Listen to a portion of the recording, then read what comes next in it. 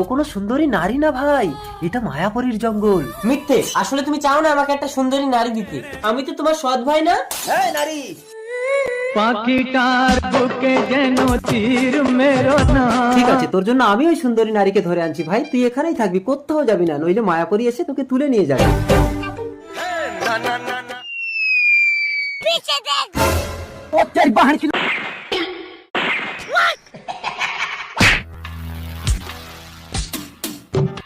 কে তুমি?